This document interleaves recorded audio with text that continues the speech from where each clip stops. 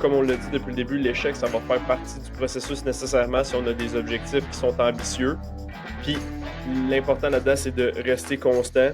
Puis si un plan échoue souvent, ben, tu sais, si on a beaucoup d'échecs, là, c'est peut-être moins normal. Fait que là, justement, de réévaluer, d'ajuster notre plan en fonction de ça, de dire, OK, ben ça, c'était peut-être vraiment trop ambitieux. Il faut quand même être ambitieux dans une certaine mesure, que, tu sais, on est quand même capable d'atteindre plus souvent qu'autrement nos objectifs. Mais ça se peut qu'on ait des échecs. Ça fait partie de la game. Tu sais, là, on parle beaucoup de sport, d'activité physique. Les blessures, souvent, c'est exactement ça. Tu sais, ça arrive, ça fait partie de la game, malheureusement. Puis, un bon plan, souvent, va être en mesure de mitiger les effets de la blessure ou tu sais, d'être en mesure d'éviter le plus possible les blessures. Ça peut vraiment être un facteur qui est excessivement important dans le sport. Là, ça pourrait être un autre épisode juste au complet là-dessus, honnêtement. Là, peut-être avec Burt encore, ou en tout cas, sans Burt, peu importe. Là. Euh, fait que, ouais, c'est ça. Fait qu'il faut être en mesure de voir ça. Et on va vous faire une petite citation de Winston Churchill. Tu prêtes, Mathieu, ça va fesser. Ça fesse. Winston, là, quand il parle, là, ouf, il parle pas souvent parce qu'il y a tout le temps un cigare dans la gueule. Là. Mais quand il parle, ça fesse. Le succès, c'est d'aller d'échec en échec sans perdre son enthousiasme. Ça, venant d'un gars qui pendant genre 2 ans, des années 40, s'est fait bombarder par les nazis sur l'Angleterre. Lui, c'est le premier ministre d'Angleterre, pour ceux qui ne savaient pas. Là. S'est fait bombarder par les nazis. Puis là, son peuple, il savait plus quoi faire. Il avait faim, il avait froid. Il fallait qu'il aille se cacher dans les métros. C'était le bout de la merde. Puis Churchill, il était comme, ouais, ben, on va être capable de résister. Puis, fait que s'il y a bien quelqu'un qui a vécu des échecs pendant sa carrière politique, c'est Winston Churchill, mais c'est ça. Il est en mesure de nous donner cette grande citation-là qui est très inspirante ce matin. J'espère que Mathieu, tu as eu ta dose d'inspiration pour la journée. Là. Ah ouais, là, je suis inspiré en tabarouette, là. Merci. Là, tantôt, c'est PR de bench, là, ça s'en vient tantôt, là. Ah ouais, close grip bench. Ouais. Mais retour sur le point 7, accepter la possibilité d'échec. C'est pas tout le monde qui va être de même, mais tu sais, des gens qui ont plus tendance à être stressés, puis ont plus tendance à voir le pire qui peut arriver dans une situation, puis que ça leur cause beaucoup de stress. Euh, des fois, c'est juste de se dire, il faut penser c'est quoi le pire qui va arriver. Si je me mets à essayer de faire quelque chose, si je me mets à essayer de faire un changement, c'est quoi le pire qui peut arriver, puis essayer d'accepter que ça, c'est une possibilité que ça arrive. Puis, parce que dans le fond, si on n'essaie jamais de faire un changement, ben, on n'arrivera jamais à s'améliorer, puis à avoir ces nouvelles habitudes-là, puis à avoir le changement. Donc, tu sais, il faut essayer. Mais en essayant, oui, c'est vrai, c'est possible qu'on ait un échec. Donc, mais si on n'essaie jamais, on n'y arrivera pas. Donc, l'idée, c'est de dire, regarde, ça se peut que j'ai un échec. C'est quoi le pire qui peut arriver? Bon, le pire qui peut arriver, c'est que j'essaye, puis après 3 semaines, je me démotive, puis j'arrête. Puis là, ben, dans le fond, je vais avoir honte de moi, je vais me ridiculiser devant les autres parce qu'ils vont savoir que j'ai mis cette résolution-là, puis j'ai pas réussi, etc. Bon, ça se peut que ça arrive. Mais là, tu réfléchis à ça, puis tu te dis, garde, ça se peut que ça arrive, mais si j'essaye pas, j'arriverai pas. Fait qu'il faut comme accepter que c'est une possibilité, être en paix avec le fait que ça se peut que ça arrive. Puis après ça, ben, une fois que c'est fait, ben, le stress relié à ça, ben, dans le fond, c'est comme si la situation s'était déjà arrivée. J'ai déjà eu un échec, j'ai déjà abandonné. Fait que rendu là, c'est pas grave parce que j'ai déjà passé à travers cette gamme d'émotions-là. Je l'ai déjà accepté que c'était la réalité. Fait que j'ai plus rien à perdre. Fait que là, il me reste juste à faire mon plan puis faire de mon mieux. Puis si j'ai un échec, whatever, je l'ai déjà accepté. Donc, ouais, vraiment, pour les gens qui sont stressés, qui sont paralysés par l'analyse des choses, par la peur d'un échec, vraiment essayer de faire ça. Des fois, avoir un journal, ça peut aider. Des fois, d'avoir une réflexion, des fois, aller prendre une marche, penser à ça, ça peut nous aider aussi. Il y en a qui font de la méditation, etc. Fait que vraiment, de réfléchir et de dire c'est quoi le pire qui peut arriver, accepter la situation, puis après ça, on passe à l'action. Ben, tu sais, là, tu dis des gens qui se posent plus de questions, qui sont plus stressés, et tout ça.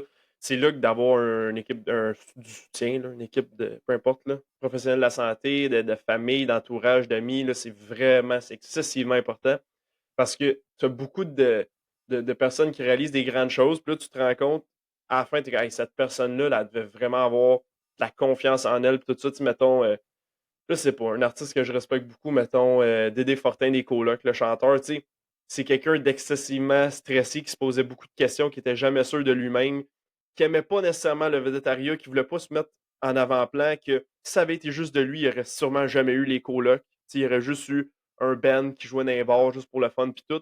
Mais le phénomène coloc au Québec, tu sais, c'est pas juste lui, c'est tous les autres membres du band qui ont été en mesure de dire: non, non, Dédé, je pense que t'es vraiment bon, je pense que, tu sais, nos tunes, ça a de l'allure, je pense qu'on devrait produire, on devrait faire un album, on devrait, tu sais, commencer à faire ça. Fait que pour des gens qui sont peut-être un peu trop neurotiques, qui se posent beaucoup de questions, c'est là que d'avoir là, on parle d'un groupe de musique, là, mais c'est dans n'importe quel athlète va avoir une équipe autour de lui. Là. Tu sais, que tu fasses du powerlifting, tu vas avoir un coach, tu vas avoir un nutritionniste, tu vas avoir un physiothérapeute parce que tu te blesses tout le temps dans ce sport-là. Fait que, tu sais, d'avoir une équipe de soutien, ça va être excessivement important. Puis, tu sais, d'avoir une famille, un bon entourage avec toi aussi, là, ça va être vraiment important. Puis, tu sais, j'aimais le point que tu amenais que, tu sais, au final, si tu es comme, pas dans le sens, pas nécessairement que tu es au fond du baril, mais tu sais, que tu es comme à un niveau de base, on s'entend que ça peut pas nécessairement être pire. Fait que le mieux qui peut arriver, c'est que ça s'améliore. Puis tu peux juste, tu sais, mettons, les gens qui ont peur d'entamer un changement parce que là, ben, tu sais, qu'est-ce que les autres vont penser, mettons. Ben, souvent, c'est comme, ta situation peut juste s'améliorer.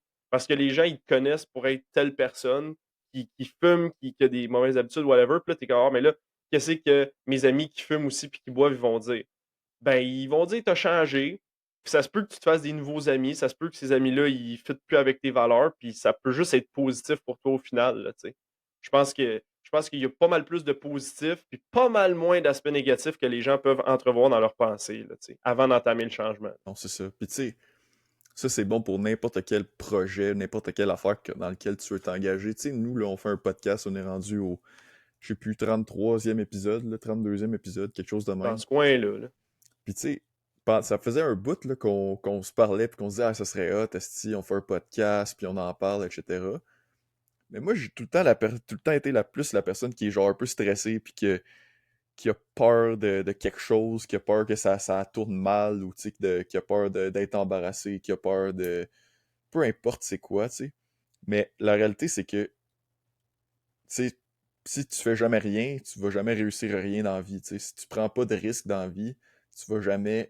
Tu sais, peu importe que le risque soit petit ou qu'il soit grand, si tu t'essayes jamais rien, t'auras jamais rien non plus, tu sais. Fait que, tu sais, mettons, quand tu fais un podcast de même, c'est quoi le pire qui pouvait arriver? Là, tu réfléchis à ça. Le pire qui peut arriver, ben, c'est qu'on le fait pendant un an, puis ben, ça pogne pas, puis que c'est pas populaire, puis personne l'écoute.